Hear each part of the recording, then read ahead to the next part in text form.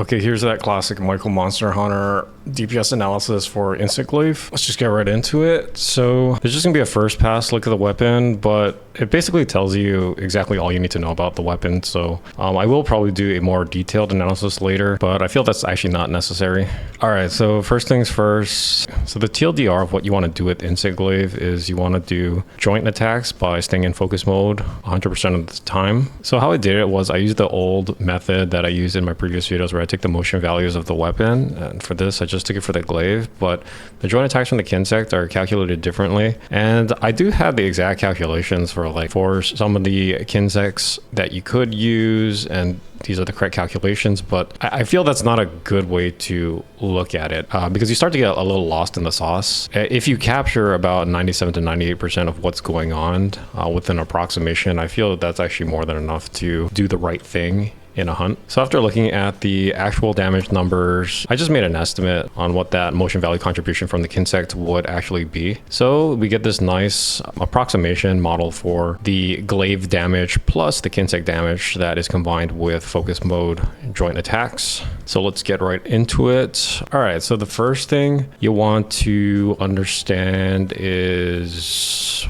what sucks. And there's a lot of things that suck about instant glaive. So the first thing that sucks is SWS, which is strong white slash, or B or circle on your PlayStation, and its damage is not that good for a stationary, especially a combo starter. The one thing going for it is maybe its time is a little bit low at 1 second, but there's actually other moves that operate on the 1 second, the magnitude, order of magnitude. So don't really need to worry about SWS. SWS I actually felt was pretty strong in Monster Hunter World, especially combined with the poke. But the poke has been severely nerfed in this game, and we'll look into that a little bit later. But so, if you're not going to do SWS, you could do SRSC. SRSC is very good in this game. Very solid.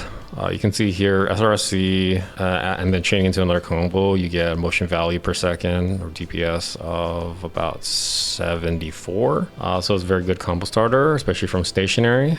Now, what are you going to do if you are not stationary? Well, you have a couple options. You have Vault. A Vault combined with the descending thrust level 1, and for the most part you can only get a descending thrust charge level 1 because you cannot vault high enough. The only time I really found you could get a descending charge level 2 is in two scenarios. The first is if you jump off from a really high ledge. The second scenario is loading focus 3 into your weapon slot, but that doesn't, that's compromising damage. I mean, we can do a full analysis on that later. I feel like Capcom is going to do focus 3 for maybe master rank, where you probably have level 4, level 5 decorations where they combine damage with the focus skill in a single decoration that you can slot onto your weapon. That's just pure speculation on my part. Don't take my word for it. I'm just trying to guess what Capcom's going to do. That way you can fit every single freaking skill on your weapon. But that's a conversation and speculation for another time. So yeah, Vault and Descending Thrust 1, and then ending with a Rising Slash. Anything with a parentheses here, I'm not actually calculating that damage in the combo or the time in the combo. I'm just using that as a marker as the end of the combo for the calculation. Here I have a Rising Spiral Slash 1, and that's not included in this calculation here. I just want to capture Vault and Descending Thrust 1. You see the DPS kind of sucks. That's because the amount of time it takes to do a Vault and then do the pathetic motion value damage of Descending Thrust, which was severely nerfed compared to Monster Hunter World. It just sucks. The thing about Descending Thrust, it sends your Kinsect out so you can do powder, but I'm pretty sure powder is not meta for instant glaive, at least in the current state of the game. So I don't know. I mean, Vault is pretty good gap closer, get air, you can avoid some attacks. It's probably very highly situational at best. All right, other gap closers you can do are some small gap closers. You have sidestep slash going forward, which is like the poke. It's the thrust. It really sucks in this game compared to Monster Hunter World, but you can do it.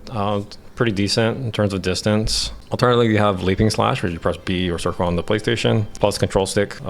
They actually cover about the same distance. So you can see the motion value is kind of whatever, but the thing you might want to consider between these two and deciding which one to do is the range. So Leaping Slash can hit a little bit above, has a slightly higher motion value, but takes a little bit more time. The thing you really want to consider about these two gap closers is what you can do after it. So you can do SRSC at a Leaping Slash, which we already established is pretty good. The thing thing you can do out of the poke is strong wide sweep, which kind of sucks, which we said earlier. So I wouldn't really do that. You can do a SRS, a reaping slash, strong reaping slash. That one is actually pretty good, pretty decent. But the thing is, I have two SRSs here. You can see right here. SRS, then continuing the combo chain with double slash after that is not, it's okay. It's not better than SRSE though. So the only time you really wanna, really get a high burst of DPS out of SRS is when you cancel your SRS with the SDS2, which is the descending slash level 2 charge. Now, the thing is, I don't think you can charge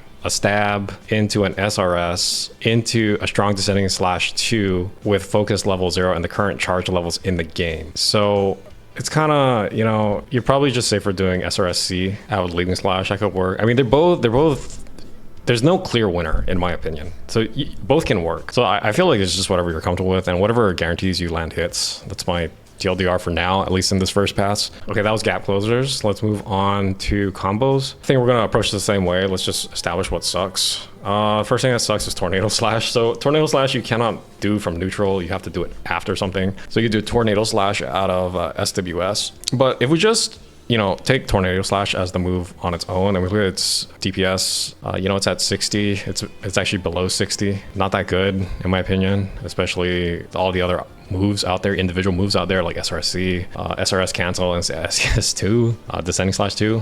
So Tornado Slash just sucks. I will say, I feel like you could cancel it. You can chain it into a SRC a little bit easier in this game compared to Monster Hunter World. But I mean, it doesn't really matter. So I would avoid Tornado Slash.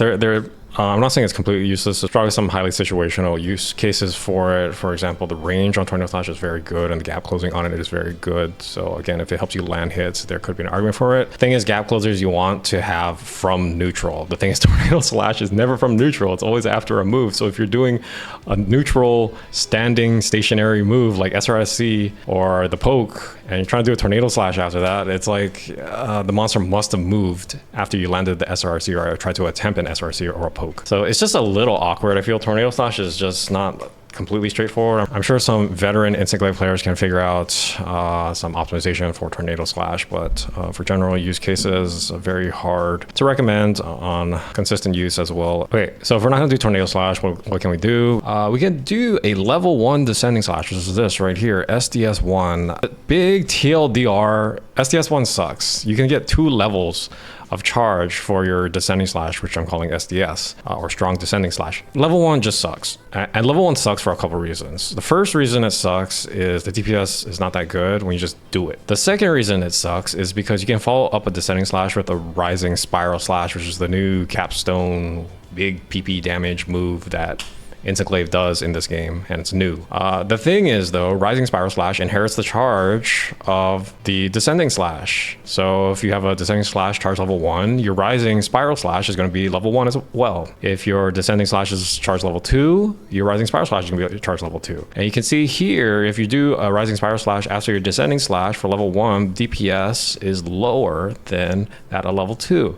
Now, don't be fooled here by these really high bars. I'm going to explain in a second. I'm going to make this more realistic in a second. If we just go back a little bit into just the standing stationary combos before we shoot off our load on Rising Spiral Slash, just, you know, hold up a little bit. Just focus on Descending Slash a little bit real quick. Descending Slash, level 1, not that good. Like the DPS, not that good. So I wouldn't do it. And again, this is assuming you're starting your charge right when you start your SRC. And to do that, you press Y and B on Xbox or triangle and circle on PlayStation at the same time. That will start your SRC and it'll also start your charge at the same time, so you're not dicking around wasting time charging or getting late on your start of your charge. So the big thing you want to do for big PP damage on Instant Glaive is get that Descending Slash charge level 2 so you can get a Rising Spiral Slash level 2. You can see on the ground, pretty respectable DPS. You know, it's a big jump up from Descending Slash charge level 1. Okay, that's good. We can get a little bit more DPS out of that if you throw in a Y3 or a triangle 3. So you do SRSC, Reaping Slash, Double Slash with your Y3, and you can do a Descending Slash level 2, and you get a little bit more DPS out of that. But you can go even a little bit more than that, just a little bit more. You can go SRSC, Reaping Slash, Double Slash. You can do a cancel. You can actually cancel the third hit in this move by releasing your charge early and you'll still get all the 4 Kinsect hits on this move here, and you'll release your Descending Slash level 2 a little bit earlier. So the DPS goes up just a little bit. So it's a little bit small tech if you're trying to optimize, and you are giving up 1 damage tick, the double slash, but the DPS, the net DPS is a little bit higher when it's all said and done. If you're going for total damage, you can actually just hold and do the full double slash, get those 3 hits and the 4 tick hits from your Kinsect, and then do the Descending Slash level 2. All right, after you do that, you can just look at the chain from Descending Slash into Rising Spiral Slash. Again, we establish, for these numbers here, I just ignore the charge. So I start the DPS window when you release the charge and you start the Descending Slash. For charge level 1, not that good on its own. When you add Rising Spiral Slash, charge level 1, remember it inherits the charge level 1. DPS goes up quite a bit. It's still respectable, but hold your horses. Descending Slash level 2, very good as well on its own. 60 solid, 60 DPS. Also, a side note, you don't get Kinsect hits on Descending Slash, by the way, but you do get Kinsect hits on the Rising Spiral Slash. Okay, so add Rising Spiral Slash level 2 after Descending Slash level 2. Oh, look at this DPS, big PPE 160. Okay, but the thing is, you're in the air, right? And the most optimal thing to do when you're in the air is do a focus strike, because you're gonna lose all your buffs when you do Rising Spiral Slash, and your aerial moves kind of suck. There's nothing you really do, and your highest priority is to get the buffs back, right? So the game wants you to do Rising Spiral Slash into the air, lose your buffs, but you're supposed to pop a wound from the air with a focus strike right at the peak of your jump. And you can actually pull out the focus strike quite fast after the Rising Spiral Slash, whatever the fuck it's called. In fact, it almost feels like a cancel, that you can cancel out of the Rising Spiral Slash with a focus strike. So to kind of model this a little bit better, again, the TLDR is do Rising Spiral Slash. That's good. But to make it a little bit more realistic, let's throw in the focus strike. Okay, so you can do a focus strike from the air, and that actually takes about 3.7 seconds. So let's just add that time to these combos right here, because you're going to be in the air after these, and see how that decreases the DPS. And let's see how it compares to the ground combos. So let's do that real quick here. I'm just going to add, all I'm going to do is add 3.7 seconds to both of these moves. All right, here we go. This is adjusted for accounting for the time it takes to do the focus strike from the air and land on the ground and regain control of your character. So you can see for Rising Spiral Slash 1, level 1, the DPS is kind of on par with the other moves, with the main ground combos that you're doing here. So it's okay. It's actually okay. But again, it's only if you get that Rising Spiral Slash off. If you're just stuck doing the Descending Slash level 1, the DPS is not that good. So this is sort of like a backloaded damage if you want to think of it that way. But the thing is, you're always guaranteed to win is if you get a Descending Slash level 2, Rising Spiral Slash level 2. Look at that DPS here. It goes really freaking high here at approaching almost 90. And this is for a long combo. So this is actually very coveted right here.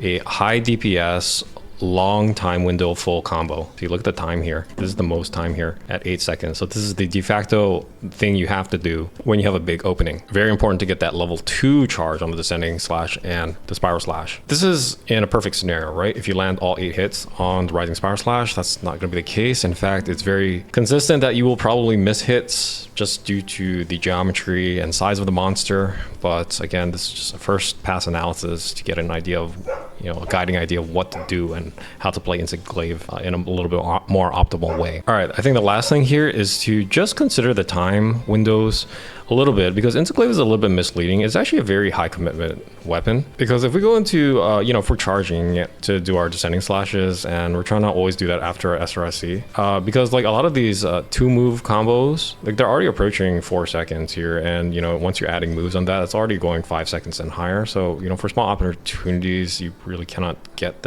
these full combos. Multiplayer, of course, if you don't have aggro, you can probably get it off. And especially here, when you include the Rising Spiral Slash into the mix, see how these combos go up to 7-8 seconds when you do the 2 combo of Descending Slash and Rising Spiral Slash. Again, it's a very big time commitment. The thing is, you can kind of get away and eat into the monster's attack window just because you're in the air at the end of this. So the probability that the monster's going to hit you, especially if it's a ground monster with a lot of sweeping attacks, you're effectively safe during the last part of the period. All right, so the TLDR I want you to take away from this is there's a lot of big time commitment, especially when you start training a lot of moves together with Instant Glaive. You do have some pokes here you can do with like the Leaping Slash and the poke and SRSC. But again, these are all single button presses. So just always be cautious, always be prepared to play defense, especially if the monster throws a jab attack at you. Cannot really read that much with these moves, you're going to get heavily punished for it. That being said, overall, I think the DPS for Insect Glaive on the whole is probably high tier, quite good. There's a lot of factors at play, however. There's the fact that Rising Spiral Slash, you may miss some hits, but overall, on paper, it's a very strong weapon. I know there's other issues, people don't like the way it feels. I think it's okay. It's a different weapon. I think the thing you have to come to terms with is it's just a different weapon than the Monster Hunter World Insect Glaive. If you come to terms with that, I think you'll have a lot more fun. Just think of it as a new weapon added to the game. It's a very different weapon.